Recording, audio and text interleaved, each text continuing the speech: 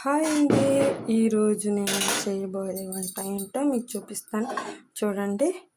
Stove on చేస్తున్నాను. ఇప్పుడే stove on చేసిన తర్వాత మనం సిమ్లో పెట్టేసుకొని చక్కగా బాండీ పెట్టేసుకుందాం. మనం బాండీ పెట్టేసుకున్న తర్వాత కొంచెం నూనె పోసుకుందాం. ఇప్పుడైతే నూనె పోసాను కదండి, ఒక్క 2 ఆకులు బిర్యానీ ఆకులు వేసుకుందాం. తర్వాత ఏమో 2 లవంగాలు, 2-3 ఒక దాల్చిన ముక్క వేసి వేపుకుందాం చక్కగా.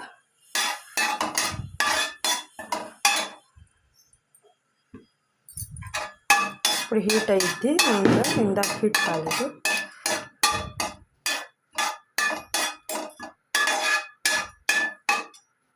వేపుకుందాం. ఇప్పుడైతే ఇందులోకి నేను ఏం వేసానో చెప్తాను.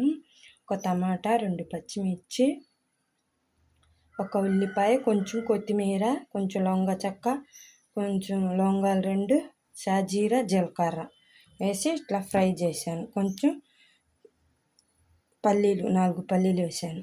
ఇది మనం నూనెలో వేసుకుందాం. ఇప్పుడు ఆ పేస్ట్ని వేసాను అన్నమాట. ఇది పచ్చి వాసన పోయేదాకా మనం ఫ్రై చేసుకుందాం. చక్కగా కొంచెం ఫ్రై చేసుకున్న తర్వాత అప్పుడు సాల్ట్, పసుపు, కారం, కొంచెం అల్లం వెల్లుల్లి పేస్ట్ వేసుకుందాం. కాసేపు మగ్గనిస్తే టేస్ట్ వచ్చింది. ఇప్పుడైతే కొంచెం ఫ్రై అయిపోయిందన్నమాట మసాలా కర్రీ. ఇప్పుడు అల్లం వెల్లుల్లి పేస్ట్ వేసుకుందాం. 1 స్పూన్ అల్లం వెల్లుల్లి పేస్ట్, 2 స్పూన్ అల్లం వెల్లుల్లి పేస్ట్.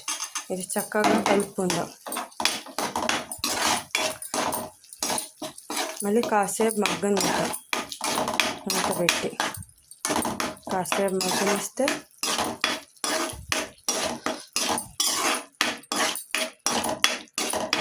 ఇట్లా కాసేపు పచ్చివాసన పోయేదాకా మగ్గనిద్దాం.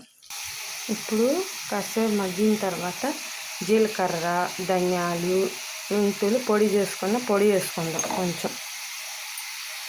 ఇప్పుడు మళ్ళీ కలుపుదాం. కాసేపు మగ్గనిద్దాం. ఇప్పుడైతే పసుపు వేసుకుందాం. ఇది కూడా కలిపేద్దాం.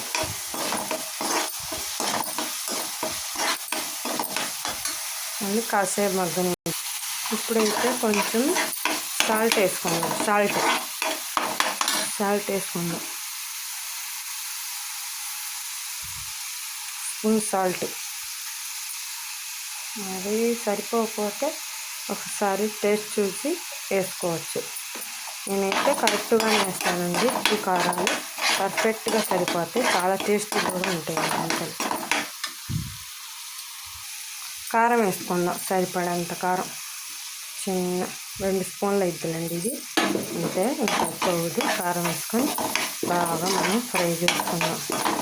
ఇప్పుడు మనం ఏం వేద్దామంటే చూపిస్తాను చూడండి. ఇప్పుడు వేడి నీళ్ళు కాగిన తర్వాత అందులో వేసి బాగా 10 నిమిషాలు నానబెట్టి పిండిన తర్వాత మిల్ మేకర్ ఇలా గిన్నెలో పెట్టుకోండి. ఇది ఇందులో వేద్దాం.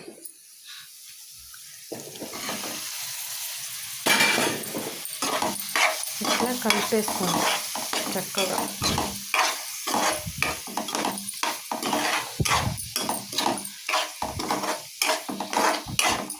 నేను చాలా కష్టపడి చేస్తున్నానండి వీడియో. కుదిరితే ఒక 10 మంది సబ్స్క్రైబర్, ఒక 100 మంది లైకులు కొట్టండి.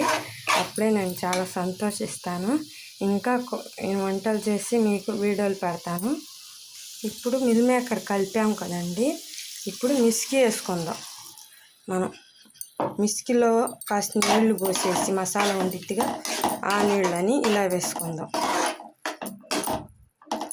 నీళ్ళు సాగలేదు, ఇంకొంచెం వేసుకుందాం. ఇప్పుడు నీళ్ళు సరిపడేంత వేసుకుందాం. చాలు. మరీ ఎక్కువ అయితే జర్రగా అయిపోద్ది. మనం ముక్కలు ఇట్ట మునిగేదాకా వేసుకుంటే చాలు. మన మిల్ మేకర్ కర్రీ కాసేపట్లో రెడీ అయిపోతుంది. రెడీ అయిన తర్వాత చూపిస్తాను.